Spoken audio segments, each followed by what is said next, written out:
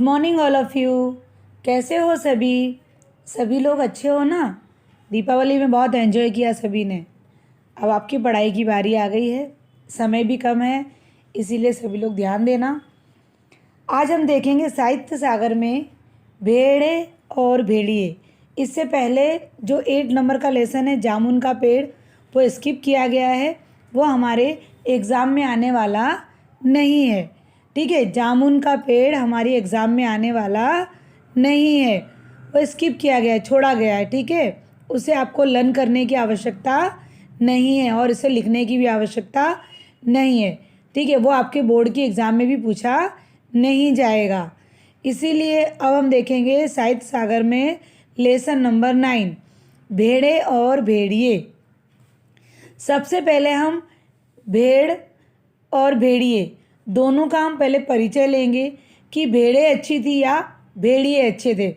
हम इसमें भेड़े, भेड़िए और सियार ये तीनों का चरित्र देखेंगे कि ये लोग किस प्रकार के लोग थे और कैसा शासन इस अवस्था में बनाया गया है, वह सबके बारे में हम पढ़ेंगे। इस लेसन का नाम है भेड़े और भेड़िए। इनके लेखक हैं हरिशंकर परसाई। सबसे पहले हम देखेंगे भेड़े। भेड़े बहुत ही सीधी सादी और त्रस्त साधारण जनता का प्रतीक है। त्रस्त मतलब होता है कि जो भेड़िए हैं उनसे वे परेशान हो गई हैं।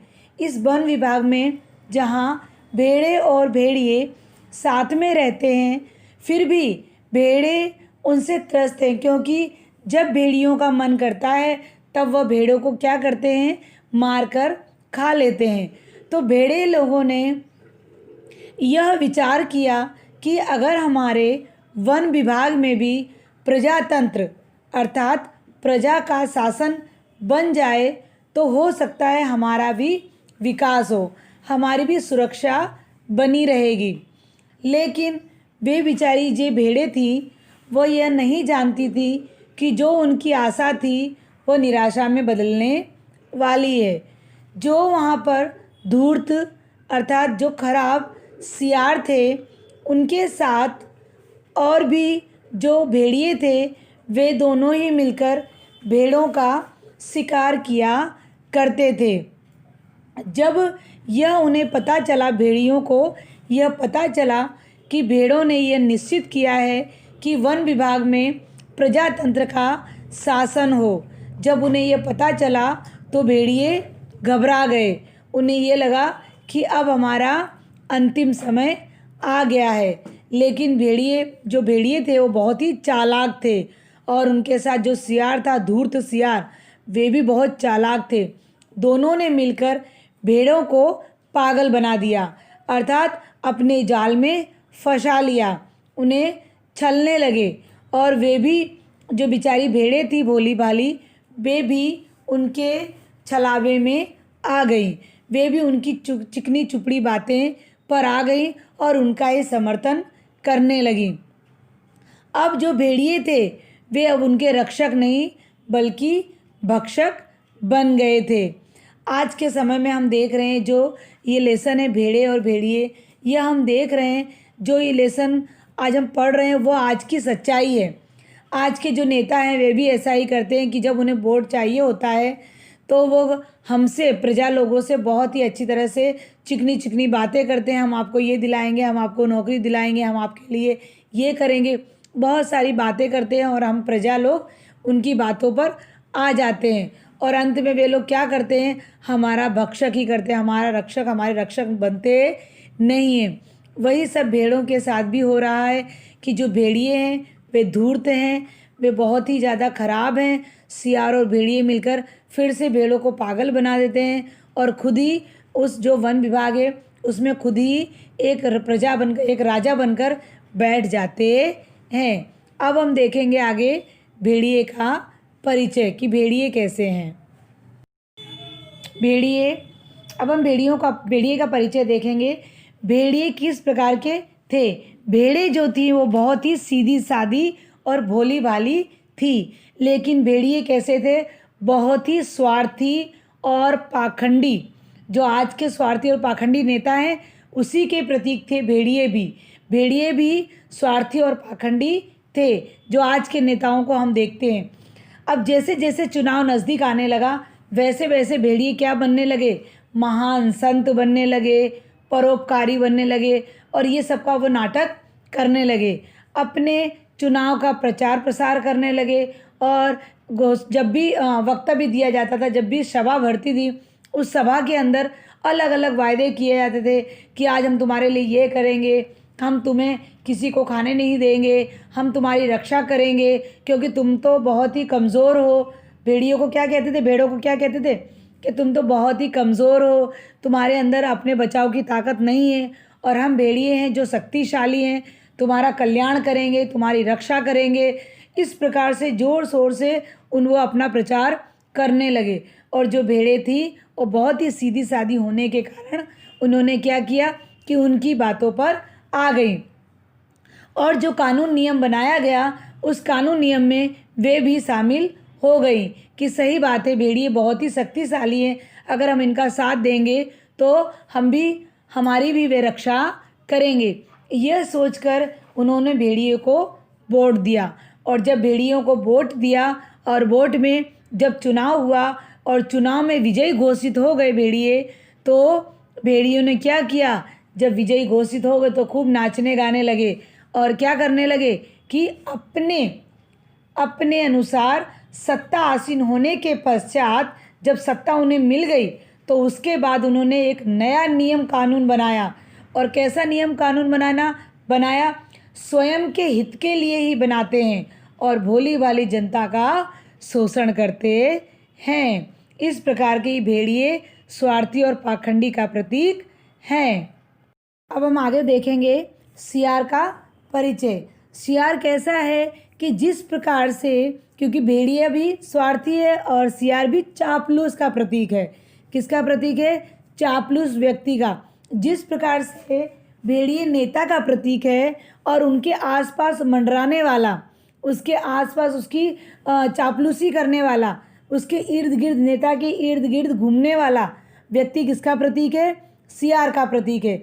सियार भी वही काम करता है जब भेड़िए कोई शिकार करके लाते हैं, या जैसे भेड़िए का शिकार करते हैं तो उनकी जो हड्डियां बच जाती है उसे सियार क्या करते हैं, चूसने का काम करते हैं, उस हड्डियों को खाने का काम करते हैं। अर्थात जो नेता होता है, जो भेड़िए होते हैं, उनके टुकड़ों पर पलते हैं। कौन उनके टुकड़ों पर पलता है, सियार उनके टुकड़ों पर पलता है।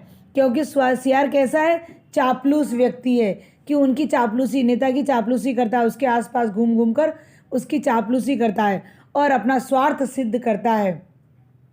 जनता के जो मध्य में जाता है और उम्मीदवार जो नेता होता है उसका असत्य प्रचारण करता है, असत्य प्रचार करता है कि हमारे जो नेता हैं वो बहुत ही शक्तिशाली हैं, तुम्हें पढ़ाई के लिए खर्चा देंगे, तुम्हारी सुरक्षा करेंगे, तुम्हारी नौकरी लगवा देंगे। इस प्रकार से जो झूठे वायदे करने वाले हैं वो हैं सियार। आसपास, नेता के आसपास घूमने वाले चापलूस व्यक्ति का प्रतीक है सियार। तो बूढ़ा जो एक सियार था वो राजनीति में बहुत ही दांव पेच वाला व्यक्ति था, बहुत ही अनुभवी व्यक्ति था। जो सियार था एक बूढ़ा अनुभवी व्यक्ति था जिसने पूरी जनता को, पूरे भेड़े जो जनता थी पूरी, उन सबको अपने अंदर में लाने के लिए, अपने वायदों पर सच्चा खरे उतरने के लिए उसने भेड़ों को पागल बना दिया और अपने जाल में फंसा लिया, और अच्छे भेड़ियों के विषय में अच्छा प्रचार करने लगा कि भेड़िए ऐसे हैं, भेड़िए तुम्हारी रक्षा करेंगे, तुम्हें कभी नहीं खाएंगे, तुम चिंता मत करो। इस तरह से आज का समय भी जिस तरह से यह भेड़िए और सियार कर रहे हैं भेड़ों के साथ, उसी प्रकार आज भी हम देखते हैं कि आज भी चुनाव के समय कि जो नेता होता है वो बोलता है हम आपको पानी, बिजली, आपको रहने के लिए मकान, रोटी, शिक्षा, व्यवसाय आदि की आपकी समस्याओं को हम दूर करेंगे। लेकिन हम आज भी देखते हैं कि जितना सुपरिणाम आना चाहिए, जितना अच्छा परिणाम आना चाहिए, उतना हमें आज भी मिलता नहीं है।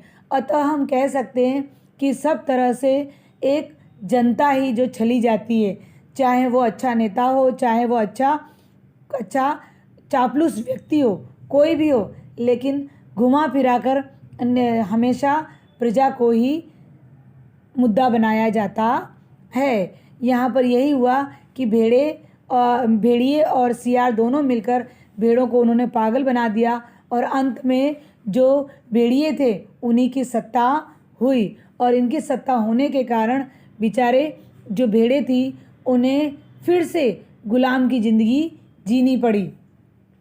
जो सियार था वो अपना प्रचार करने के लिए उन्हें पागल बनाना चाहता था और प्रचार करके कहता है वह ये जो मैं जो आपको बोल रहा हूँ वो एकदम हकीकत है, वो हमेशा सत्य पर ही खरी उतरेगी। इस तरह से बहुत समझाता है और भेड़ें उनकी जाल में फंस जाती हैं। आखिर में जब भेड़ें उनकी जाल में फंस जाती हैं तो अंत तक उन्हें गुलामी का ही सहारा लेना पड़ता है। वे गुलाम के सहारे ही जीती हैं और अंत में रोज़ रोज़ उन्हें एक भेड़िए का शिकार होता है, रोज़ उन्हें एक भेड़िए चाहिए होती है। इस तरह से वे बेचारी फिर से पिसने लगी, फिर से वे उन्हें भक्षक के रूप में रेगुलर रोज़ के प्रतिदिन खाया जाने लगा। अब हम देखेंगे पूरा कथानक, एक साथ पूरा लेसन हम समझेंगे। पूरा कथानक यानी कि पूरा सार्थक देखेंगे, ठीक है। अब हम लेसन का भावार्थ देखेंगे, ठीक है। अब यहाँ पर सबसे पहले यहाँ पर क्या था, एक वन था, जंगल था, उसमें बहुत सारे पशु जो थे वो विचरण किया करते थे, रहते थे, हंस खेल के सब एक दूसरे के साथ। लेकिन जो भेड़िए और सियार थे वे बहुत ही चालाक और पाखंडी व्यक्तियों में उनकी गिनती होती थी और बाकी के लोग जो थे, छोटे मोटे पशु जो पशु पक्षी थे, वो बहुत ही सीधे साधे थे। और सीधे साधे पशुओं में कौन आता था, भेड़ें बहुत ही सीधी सादी, जबकि उनकी संख्या बहुत सारी थी, उनकी संख्या बहुत थी, लेकिन संख्या ज़्यादा होने के बावजूद भी वे कैसी थी, सीधी सादी, लड़ाई नहीं करती थी, शक्तिशाली नहीं थी, कमज़ोर थी। संख्या ज़्यादा होने पर भी वे कमज़ोर थी। उन लोगों ने ये विचार बनाया कि हमारे वन में भी प्रजातंत्र का शासन होना चाहिए, यानी कि प्रजा जैसे जहाँ पर जिस साइड प्रजा ज़्यादा होगी उसका बहुमत होना चाहिए, यानी कि उसी की सत्ता होनी चाहिए। ऐसा वहाँ के जो पशु थे उन लोगों ने विचार बनाया। ये जब सभी लोगों ने देख लिया, सभी लोगों ने सुन लिया, तो सभी लोगों ने हंसी खुशी से इसे स्वीकार किया और पशुओं में खुशी की लहर दौड़ पड़ी। सभी लोग खुश हो गए कि अच्छी बात है, अगर इस तरह से सत्ता बनेगी तो हम भी जीवित रहेंगे, हमारा भी भक्षक नहीं होगा, हमें भी कोई मारेगा नहीं। ऐसा सोचकर पशुओं ने सोचा कि अब एक नए युग का तथा समृद्धि का युग प्रारंभ होने वाला है। इस वन में जो भोली सीधी भेड़ों की संख्या अधिक थी तथा भेड़िए बहुत कम थे। जब इस बात का भेड़ियों को पता चला कि अब वन विभाग में या वन में प्रजातंत्र की स्थापना होने वाली है, तो भेड़िए बहुत ज़्यादा भयभीत हो गए, बहुत ज़्यादा डर गए। उन्हें ऐसा लगा कि भेड़ों की संख्या तो बहुत सारी है और हमारी संख्या कम है, तो कहीं ऐसा ना हो कि अगर भेड़े की संख्या ज़्यादा होने के कारण उन्हीं की सत्ता बन गई तो हमारा क्या होगा कि हमें अब भूखे मरना पड़ेगा। तो अब क्या होगा, तो बहुत ज़्यादा वे चिंतित हो गए। चुनाव के दिन नज़दीक आने लगे तो जो भेड़िए थे वो बहुत ज़्यादा चिंतित होने लगे, उदास होकर बैठ गए कि अब हमारा क्या होगा, या तो हमें वन को छोड़कर भागना पड़ेगा या हमें भूखे मरना पड़ेगा। लेकिन उसी समय एक चापलूस बूढ़ा सियार वहाँ पर आ गया और भेड़िए की उदासी का कारण पूछने लगा कि आज क्या बात है, तुम इतने ज़्यादा उदास और परेशान क्यों बैठे हुए हो। जबकि यह बात बूढ़े सियार, जो चालाक बूढ़ा सियार था, उसे मालूम था, फिर भी वह अपने आप को ज़्यादा चापलूसी जो व्यक्ति करता है वो बहुत पूछ करता है किसी से भी, उसे मालूम था, फिर भी वो भेड़िए के मुख से सुनना चाहता था कि उसे क्या परेशानी है। भेड़िए ने अपना पूरा दुख उसे सुना दिया, कह दिया कि अब तो हमारे दिन नज़दीक आने वाले हैं, कौन से भूखे मरने के दिन अब नज़दीक आने वाले हैं, या हमें इस प्रांत को छोड़कर भागना पड़ेगा।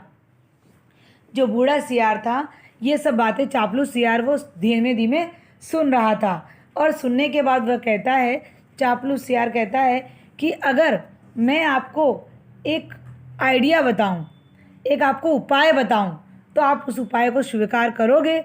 अगर आपने उस उपाय को स्वीकार कर लिया तो केवल आप ही इस वन के राजा बनोगे, अगर आपने मेरी बात स्वीकार कर ली तो। लेकिन अब न स्वीकार करता तो भी न चलता। उसे पता था कि अगर मैं यहाँ जाऊँगा तो खाई है और इधर जाऊँगा तो कुआं है, और दोनों तरफ से फंसा हुआ था कि हमें किसी भी तरह से भागना तो पड़ेगा, भूखे तो मरना पड़ेगा। चलो कुछ नहीं, इस चापलूस की बात ही को स्वीकार कर लिया जाए। तो बेचारे ने क्या किया, केवल एक शर्त है कि उसे सियार के कथा अनुसार कार्य करना होगा। अब क्या कहा चापलूस सियार ने कि जैसा मैं कहूँगा वैसा ही आपको करना पड़ेगा, जो मैं कहूँ वैसे ही करोगे तो आप ही की सत्ता यहाँ पर स्थापित होगी। बेचारा भेड़िया मरता क्या न करता, अन्य मार्ग न देखने के कारण, न मिलने के कारण उसने क्या किया, सियार की बात को स्वीकार करके सियार को ही अपना गुरु मान लिया। अब अगले दिन क्या हुआ कि जो बूढ़ा सियार था वो 3 रंगे हुए सियार को लेकर आ गया। तीनों रंगे हुए सियार को लेकर भेड़िए के समीप पहुंच गया, उसके पास आ गया और तीनों भेड़ियों का प्रचार करने लगे। उन्हें अलग अलग रंगों में रंग दिया, एक को पीले रंग में रंग दिया, एक को नीले रंग में रंग दिया और एक को हरे रंग में रंग दिया। इस तरह से तीनों को अलग अलग रंग में रंग दिया। और इसके पूर्व सियार ने भेड़िए को एक महान संत का रूप दे दिया कि ये तीनों बहुत ही महान संत हैं, और उसे तिलक लगाया, गले में कंठी पहनाई, मुंह में घास के तिनके रख दिए, भेड़ियों को उम्मीदवार बना दिया और वन में एक सभा आयोजित की। क्या किया, वन के अंदर एक सभा आयोजित की कि जहाँ पर सभी लोग इकट्ठे होते हैं, वो आयोजित की। सभी स्थान पर भेड़े पहले से ही मौजूद थी। जब भेड़ों ने देखा कि सियार और भेड़िए आ रहे हैं जय जयकार करते करते, तो वे सब देखकर भयभीत हो गईं, डर गईं। भेड़े कहने लगी, ये क्या, ये इतने सारे भेड़िए और उनके समर्थन में सियार, दोनों उनके जय जयकार करते करते यहाँ पर उपस्थित हुए हैं। तो ये देखकर भेड़िया महाराज सज धज कर अपने चापलूस सियार से घिरे हुए सभा स्थल पर पहुँचे।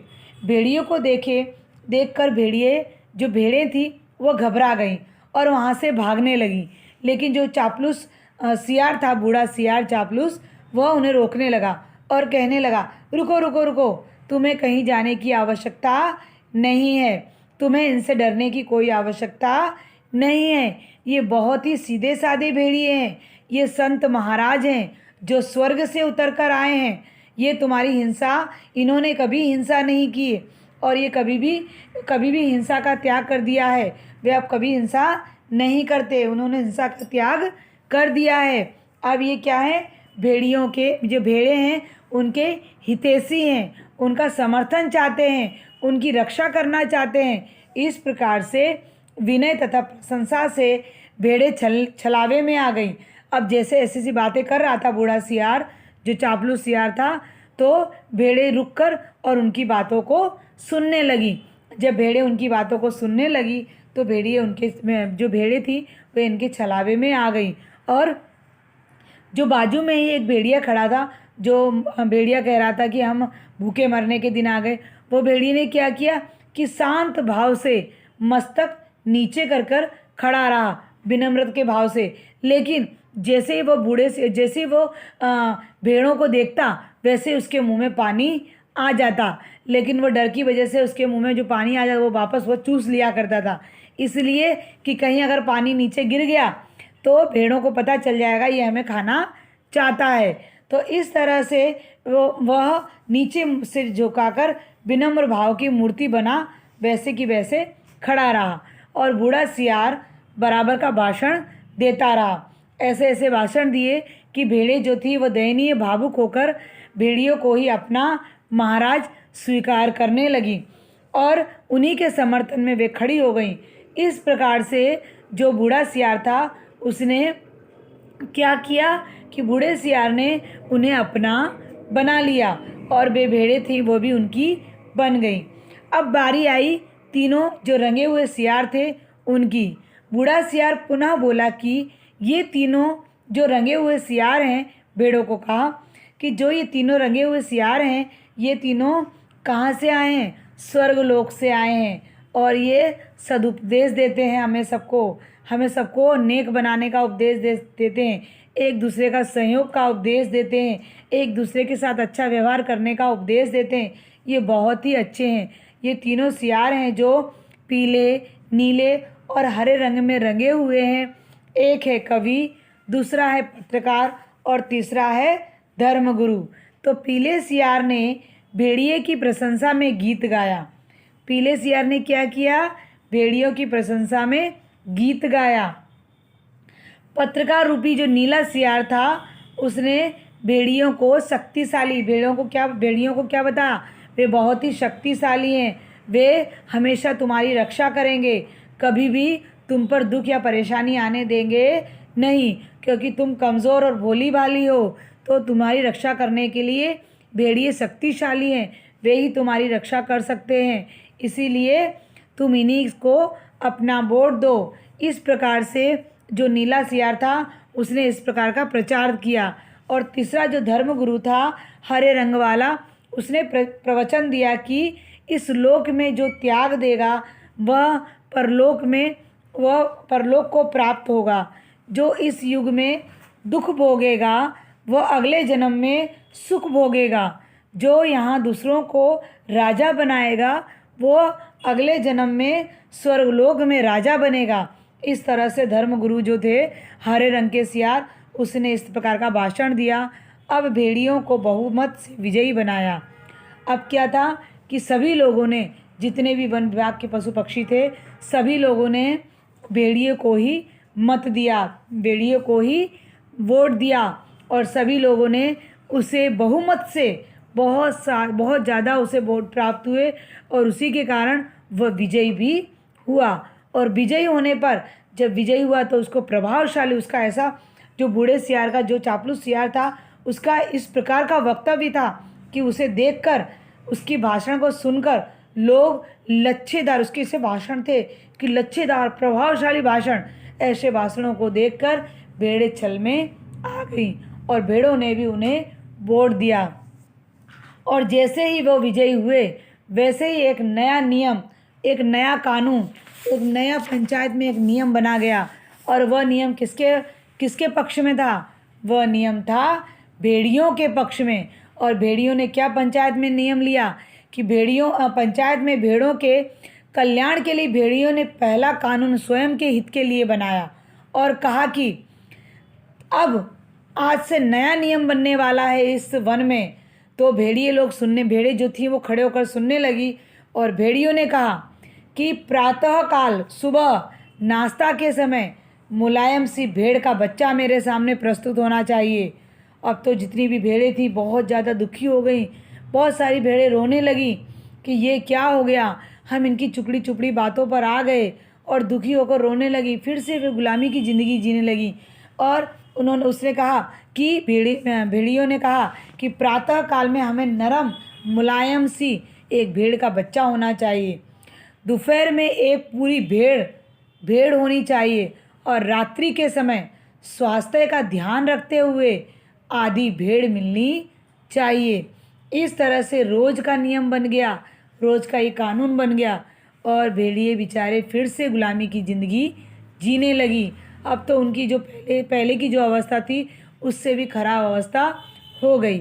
यह भेड़ और भेड़िए का जो हमने लेसन देखा, इस लेसन के अंदर सब कुछ आज का समय, आज का जो आधुनिक समय, जो वर्तमान युग है, वह सेम यही हमारे साथ परिस्थिति हो रही है कि जिस प्रकार से भेड़ियों ने नेता बनकर भेड़ों को छला है, उसी प्रकार से आज का नेता हमारे साथ छल करता है, प्रजाओं के साथ छल करता है, और प्रजा भी उनके छल में आ जाती है।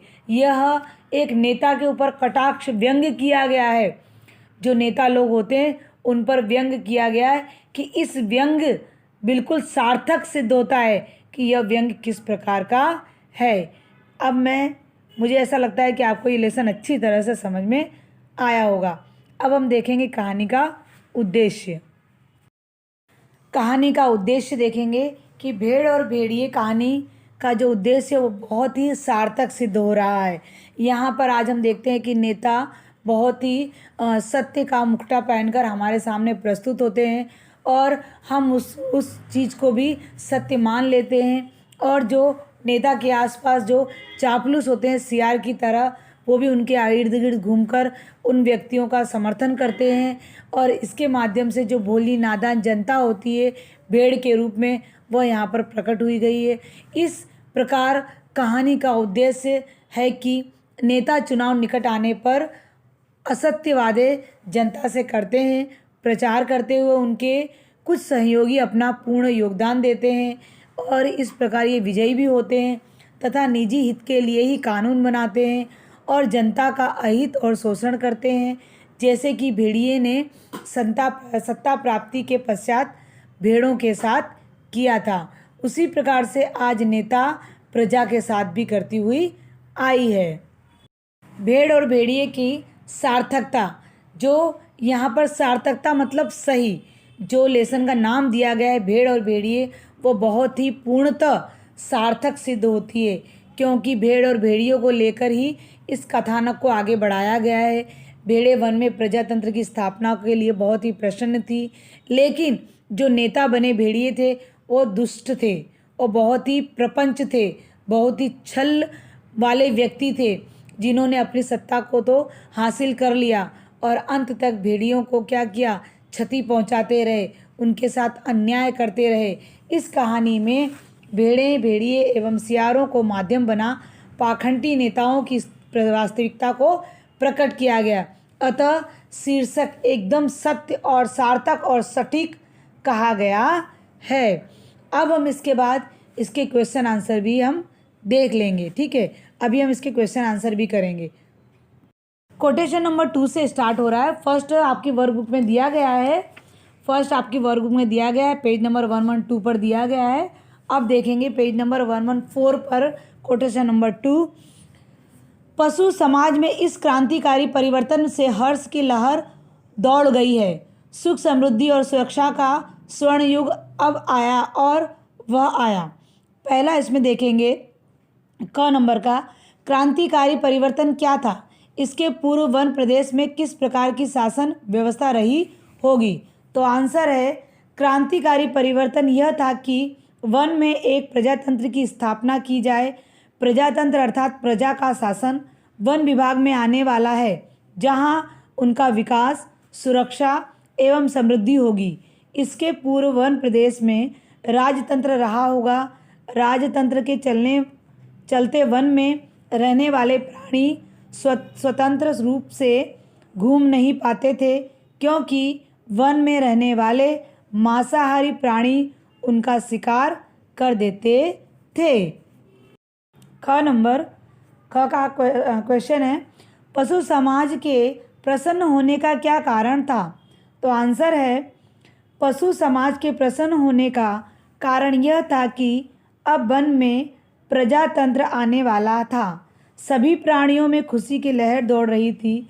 प्रजातंत्र के आने से वन में रहने वाली प्रजा का शासन होगा। इस तंत्र के रहते भेड़ों और अन्य छोटे प्राणियों को मांसाहारी प्राणी जैसे कि भेड़ियों का डर नहीं होगा, वे स्वतंत्र रूप से घूम सकेंगे। ग नंबर, वन में किस पशु पक्षी की प्रधानता थी? उनका स्वभाव कैसा था? आंसर है, वन में भेड़ों की संख्या अधिक थी। भेड़ें भोली भाली सीधी त्रस्त साधारण जनता का प्रतीक हैं। वे बहुत दयालु स्वभाव की हैं। वे उस चापलूस सियार की बातों में आ जाती हैं और उन पे भरोसा करके उनके हित में वोट दे देती हैं। उन्हें लगता है कि अब हम कमज़ोर हैं, अपनी रक्षा नहीं कर सकती और अपनी सबसे बड़ी शक्ति मतदान का उचित प्रयोग नहीं करती। अब आगे देखेंगे घ नंबर, वन में अपने प्रतिनिधियों से किस प्रकार के कल्याणकारी कानून बनवाने का विचार किया गया? तो आंसर है, भेड़ों ने सोचा कि अब हमारा भय दूर हो जाएगा। हम अपने प्रतिनिधियों से कानून बनवाएंगे कि कोई जीवधारी प्राणी किसी को न सताए न मारे, सब जिए और जीने दें। शक्ति, शांति, स्नेह, बंधुत्व और सहयोग पर समाज आधारित हो। नंबर देखेंगे, यह समय किस पशु पक्षी के लिए संकट काल का था, क्यों? तो आंसर है, भेड़ियों ने सोचा कि हमारा अब संकट काल आया। भेड़ों की संख्या इतनी अधिक है कि पंचायत में उनका ही बहुमत होगा, और अगर उन्होंने कानून बना दिया कि कोई पशु किसी को न मारे तो हम खाएंगे क्या? क्या हमें घास चरना सीखना पड़ेगा? आगे 3 नंबर का कोटेशन देखेंगे। आखिर भेड़िए ने वन प्रदेश की पंचायत के चुनाव की बात बूढ़े सियार को समझाई और गिरे मन से कहा, चुनाव अब पास आता जा रहा है, अब यहाँ से भागने के सिवा कोई चारा नहीं, पर जाएं भी तो कहाँ? क नंबर है इसमें, बूढ़े सियार ने भेड़िए से क्या प्रश्न पूछा था, भेड़िए ने उसका क्या उत्तर दिया? तो आंसर है, बूढ़े सियार ने बड़ी गंभीरता से पूछा, महाराज, आपके मुख चंद्र पर चिंता के मेघ क्यों छाए हैं? भेड़िए ने उसके प्रश्न का उत्तर देते हुए कहा, तुझे क्या मालूम नहीं है कि वन प्रदेश में नई सरकार बनने वाली है? हमारा राज तो अब गया। ख नंबर, सियार ने किन 2 स्थानों पर जाने का परामर्श दिया था?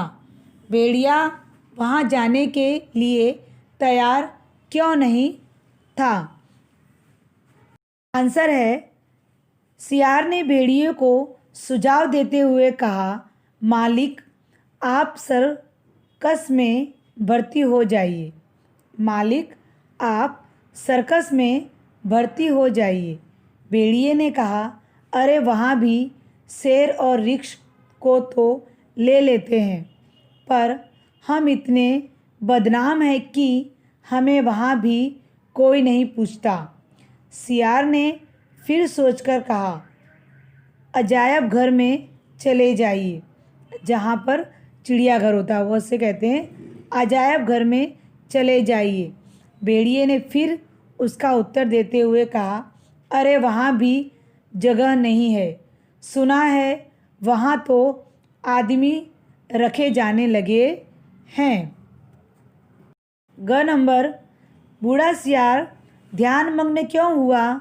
इस समय उसने क्या अभिनय किया? तो आंसर है, बूढ़ा सियार चुनाव जीतने की योजना सोचने के लिए ध्यानमग्न हो गया। उसने एक आंख बंद की, नीचे के होंठ को ऊपर के दांत से दबाया और एक टक आकाश की तरफ देखने लगा। उसकी दृष्टि से ऐसा प्रतीत हो रहा था कि मानो वह कोई बहुत गहरी सोच में डूबा हुआ था। ग नंबर, सियार ने भेड़िए को क्या आश्वासन दिया? उसने 1 दिन का समय क्यों मांगा तथा क्या शर्त रखी? तो आंसर है, सियार ने भेड़िए को आश्वासन दिया कि चुनाव में भेड़िया जाति का बहुमत होगा। उसने भेड़िए से 1 दिन का समय चुनाव जीतने की योजना बनाने के लिए मांगा। उसने भेड़िए के सामने केवल एक शर्त रखी कि उसे सियार के कथानुसार कार्य करना होगा। ड नंबर देखेंगे कि राजनीति क्षेत्र में यह भेड़िया किस वर्ग का प्रतिनिधित्व करता है, स्पष्ट करो। तो आंसर है, भेड़िए स्वार्थी एवं पाखंडी नेताओं के प्रतीक हैं। पाखंडी नेता भी चुनाव प्रचार में मिथ्या वादे करते हैं, अपने घोषणा पत्र में जनता को आकृष्ट करने के लिए आदर्श एवं आकर्षक कल्याणकारी योजनाएं प्रस्तुत करते हैं। कुछ चाटुकार चापलूस व्यक्ति जोर शोर से प्रचार करते हैं, फलतः चुनाव में विजयी घोषित होते हैं। सत्ता आसीन होने के पश्चात नियम कानून स्वयं के हित के लिए ही बनाते हैं और भोली भाली जनता का शोषण करते हैं। 6 नंबर, गिरे मन से तथा कोई चारा नहीं के अर्थ लिखिए। तो आंसर है गिरे मन से, उदास मन से भी लिख सकते हो या उदास होते हुए, और कोई चारा नहीं अर्थात कोई उपाय नहीं। ठीक है, फिर आगे कोटेशन नंबर 4। दूसरे दिन बूढ़ा सियार अपने 3 सियारों को लेकर आया। उनमें से उसने एक को पीले रंग में रंग दिया, दूसरे को नीले में और तीसरे को हरे में। क नंबर, क्वेश्चन क, बूढ़ा सियार भेड़िए की क्या सहायता करना चाहता था? उसने क्या उपाय सोचा था? तो आंसर है बूढ़ा सियार भेड़िए को चुनाव जीतने में उसकी सहायता करना चाहता था। उसने सियार का रूप रंग बदलकर उसे एक नकली संत बनाने की योजना बनाई। उसने 3 सियारों को अलग अलग रंग में रंग दिया जो भेड़िए का प्रचार करेंगे। सियार की इन सब के पीछे की असली योजना तो भेड़ों को छल कपट से उनका मत हासिल करने की थी। आगे ख नंबर देखेंगे। बूढ़े सियार ने तीनों सियारों के विषय में क्या क्या जानकारी दी? तो आंसर है बूढ़े सियार ने कहा कि यह तीनों सियार ही चुनाव का प्रचार करेंगे।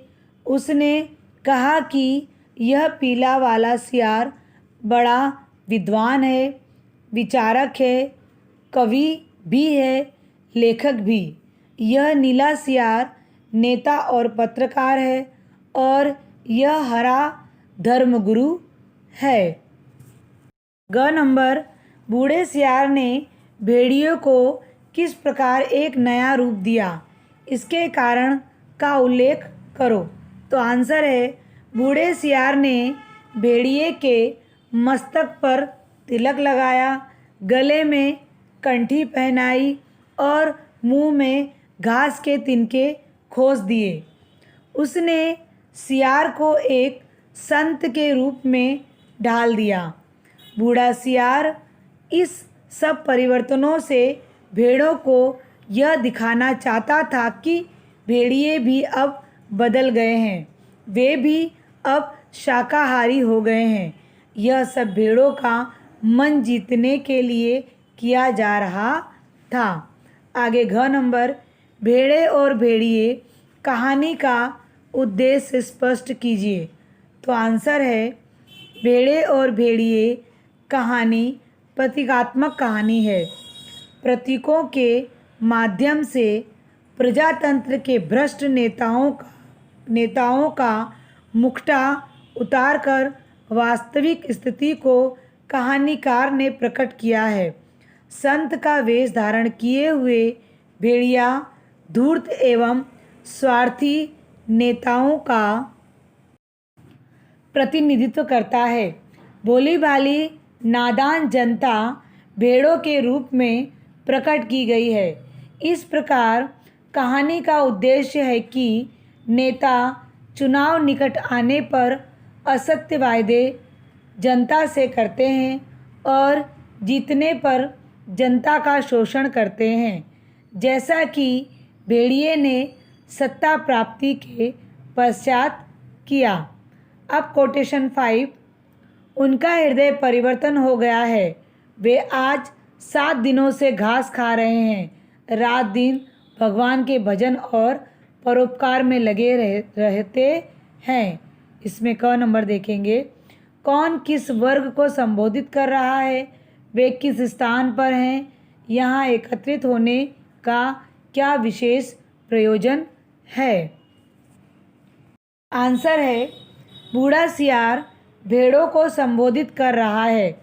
वे सब वन में एक पेड़ के नीचे एकत्र हुए हैं। यहाँ एकत्रित होने का विशेष प्रयोजन यह था कि उस संत के दर्शन करने जिसके चर्चा बूढ़े सियार ने फैला रखी थी। ख नंबर, किस प्राणी का हृदय परिवर्तित हुआ है, पहले इसका स्वभाव किस प्रकार का था। आंसर है भेड़िए का हृदय परिवर्तित हुआ है। पहले वो जंगल में बड़े बड़े रोप से घूमता था, जिस पे भी चाहा अपना पंजा मारकर उसका शिकार कर लेता। सभी प्राणी उससे डरते थे। वह जंगल में किसी को भी शांति से रहने नहीं देता था। ग नंबर, उनकी दिनचर्या में क्या परिवर्तन दृष्टिगोचर हो रहा है। आंसर है वे 7 दिनों से घास खा रहे थे। रात दिन भगवान के भजन और परोपकार में लगे रहते हैं। उन्होंने अपना जीवन जीव मात्र की सेवा में परिवर्तित कर दिया है। अब वे किसी का दिल नहीं दुखाते, किसी का रोम तक नहीं छूते। भेड़ों से उन्हें विशेष प्रेम है। इस जाति ने जो कष्ट सहे हैं उनको याद करके कभी कभी भेड़िया संत की आंखों में आंसू आ जाते हैं। घ नंबर देखेंगे, भेड़िया संत का मस्तक लज्जा से झुकने का क्या कारण है। तो आंसर है उनकी अपनी भेड़िया जाति ने जो अत्याचार भेड़ों पर किए हैं उनके कारण भेड़िया संत का माथा लज्जा से झुका है सो झुका ही हुआ है। परंतु अब वे शेष जीवन आपकी सेवा में लगाकर तमाम पापों का प्रायश्चित करेंगे। ड नंबर, भेड़ों के बच्चे के विषय में वक्ता ने क्या कहानी सुनाई।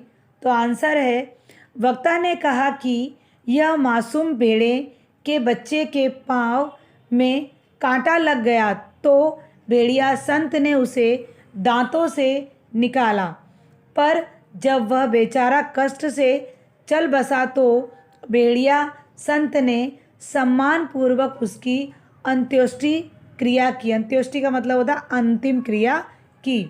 च नंबर, भेड़ों से उन्हें विशेष प्रेम है। वक्ता का गुणार्थ स्पष्ट कीजिए। वाक्य का गुणार्थ स्पष्ट कीजिए। तो आंसर है हमारे अनुसार भेड़ों से उन्हें विशेष प्रेम है का आशय यह होगा कि भेड़िए को भेड़ों का शिकार करके उसे बड़े चाव से खाना पसंद है, इसलिए भेड़ों से उन्हें विशेष प्रेम है। कोटेशन 6 देखेंगे हम। 6 है, बूढ़ा सियार फिर बोला, भाइयों और बहनों, मैं भेड़िया संत से अपने मुखार बिंद से आपको प्रेम और दया का संदेश देने की प्रार्थना करता, पर प्रेम बस उनका हृदय भर गया है। वे गदगद हो गए हैं और भावातिरेक से उनका कंठ अवरुद्ध हो गया है। उनका कंठ अवरुद्ध हो गया है। इसमें क नंबर देखेंगे, वह किन्हें संबोधित कर रहा है। बूढ़े सियार की चारित्रिक विशेषताओं का उल्लेख करो। तो आंसर है बूढ़ा सियार भेड़ों के झुंड को संबोधित कर रहा है। सियार नेताओं के निकट मंडराने वाले चापलूस व्यक्तियों के प्रतीक हैं। बूढ़ा सियार राजनीति के दांव पेच जानने वाला अनुभवी व्यक्ति का प्रतिनिधित्व करता है। ये जनता की मुख्य समस्याओं से भली भांति परिचित रहते हैं। उन्हें ही चुनाव के समय मुख्य मुद्दा बनाकर झूठे वायदे करते हैं। क नंबर, सियार के अनुसार संत भेड़िया उपदेश देने की स्थिति में क्यों नहीं था, इसके विपरीत उनके चुप रहने का वास्तविक कारण क्या था? तो आंसर है, बूढ़े सियार के अनुसार वह भेड़िया संत से प्रेम और दया का संदेश देने की प्रार्थना करता, पर प्रेमवश उनका हृदय भर आया है। वे गदगद हो गए हैं और भावातिरेक से उनका कंठ अवरुद्ध हो गया है। इसके विपरीत उनके चुप रहने का कारण उन भेड़ों को देख टपकती हुई लार थी।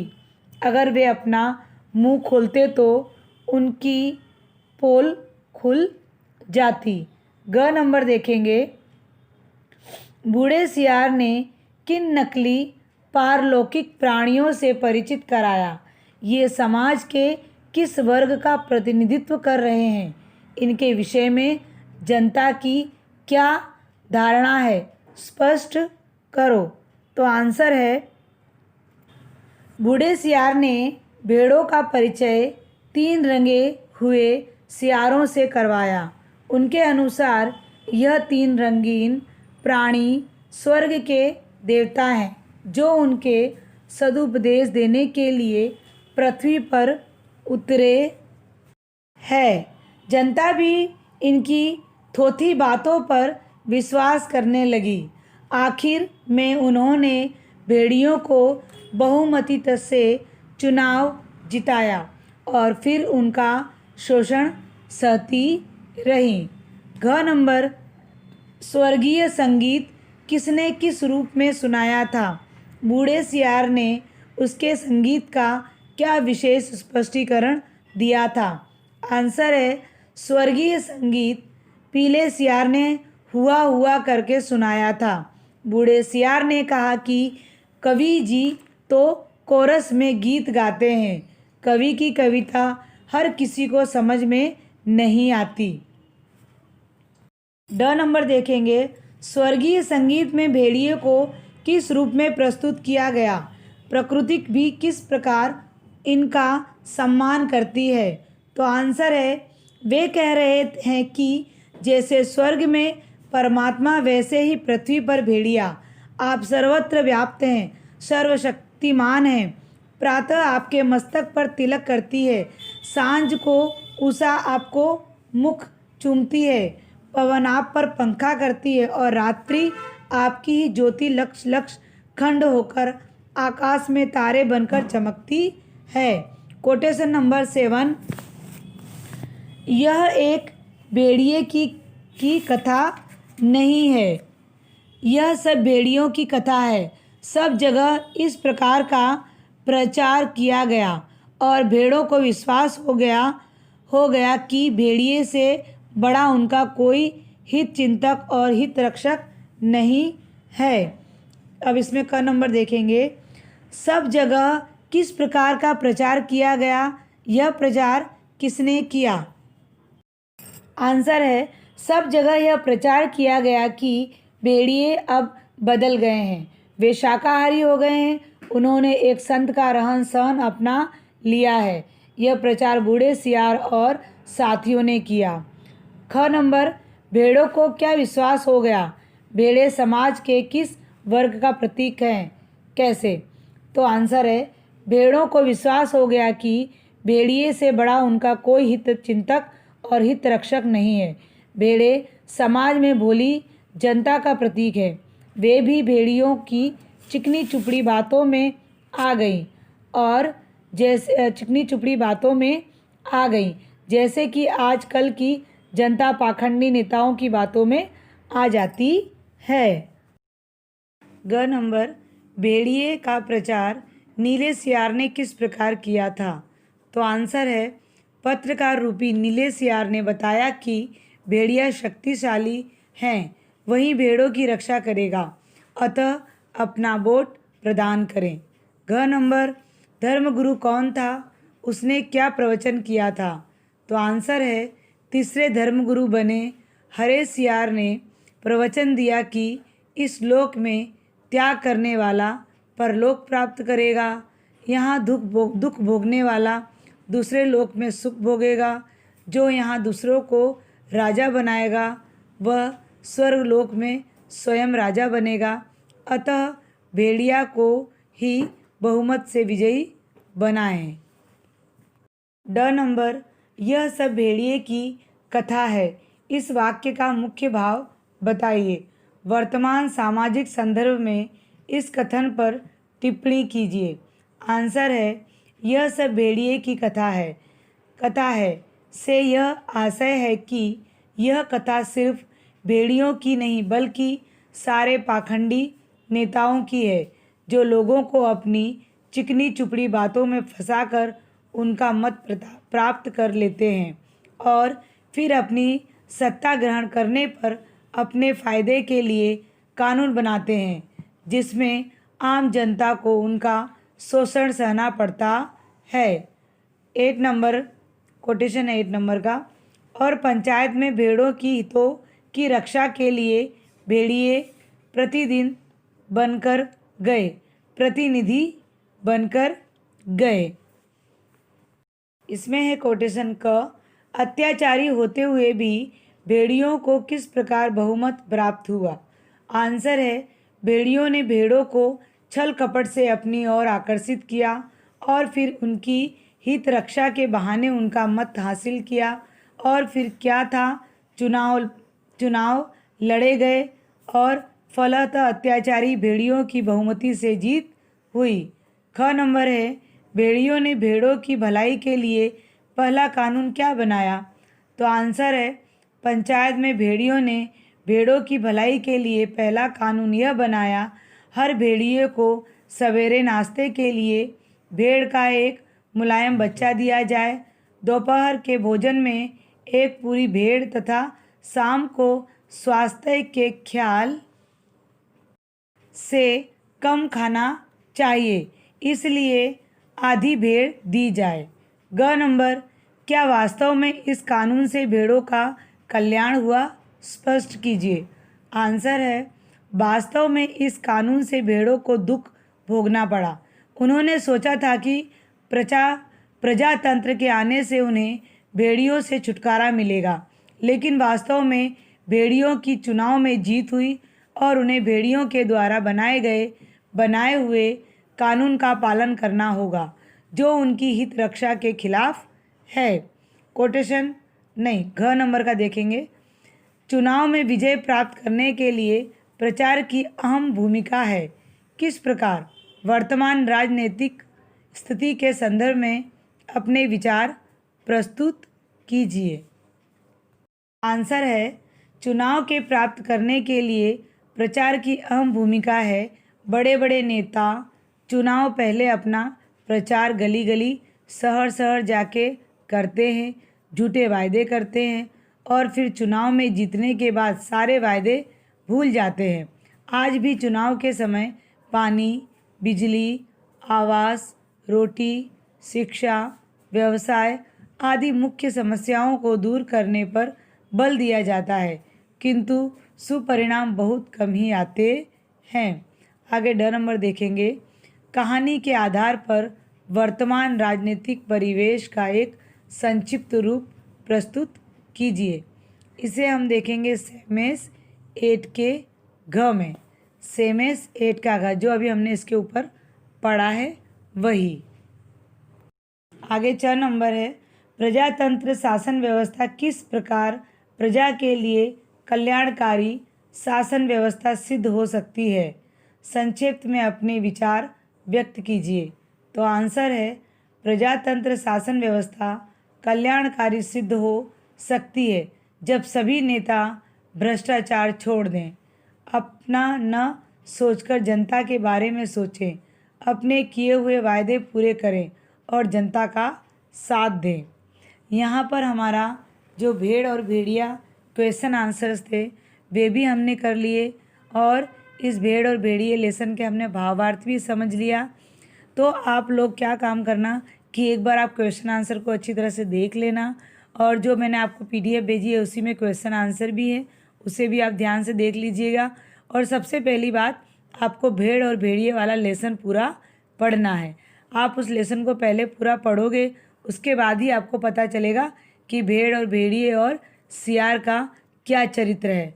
कौन इसमें अच्छा और कौन ख़राब है, सब कुछ आप जान लीजिए। भावार्थ को पढ़ लीजिए, हमने PDF भी भेजी है, वीडियो भेजा है, एक बार आप ध्यान से देख लीजिए, सब कुछ आपको समझ में आ जाएगा। आज हमारा ये लेसन क्वेश्चन आंसर के साथ पूरा हो गया है। इसी के साथ मैं अपनी वाणी को विराम देती हूँ। अस्तु, धन्यवाद।